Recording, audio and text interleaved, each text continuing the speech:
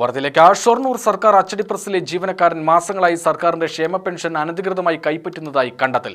പ്രസിൽ അച്ചടി മേഖലയിൽ assistant time കീപ്പറായി ജോലി ചെയ്യുന്നയാൾക്കെതിരെയാണ് ആ വിഷയത്തിൽ അച്ചടി വിഭാഗം ഡയറക്ടർ കുറ്റാരോപണ പത്രം നൽകിയിട്ടുള്ളത്. സർക്കാരിന്റെ വികലാംഗ പെൻഷനായ 1600 രൂപ മാസങ്ങളോളം കൈപ്പറ്റിയതായാണ് കണ്ടെത്തൽ. 22,400 രൂപ ഇതിനകം പെൻഷൻ തുകയായി കൈപ്പറ്റിയിട്ടുണ്ടെന്നാണ് റിപ്പോർട്ടിലുള്ളത്.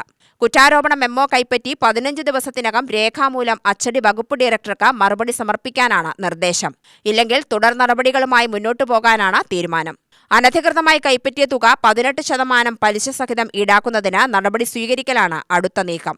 14 മാസത്തോളം അനധികൃതമായി പെൻഷൻ വാങ്ങുന്നുണ്ട് എന്നാണ് കണ്ടെത്തൽ. ഷൊർണൂർ സർക്കാർ പ്രസിൽ കഴിഞ്ഞ ദിവസങ്ങളിൽ വകുപ്പ് ഉദ്യോഗസ്ഥർ നടത്തിയ പരിശോധനയിലാണ് 226 പേർ ജോലി ചെയ്യുന്ന സ്ഥാപനത്തിൽ ഒരാൾ മാത്രം അനധികൃതമായി പെൻഷൻ കൈപ്പറ്റുന്നുണ്ടെന്ന് കണ്ടെത്തിയത്.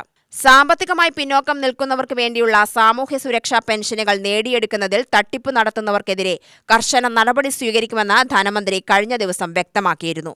UTV news, Palakkad.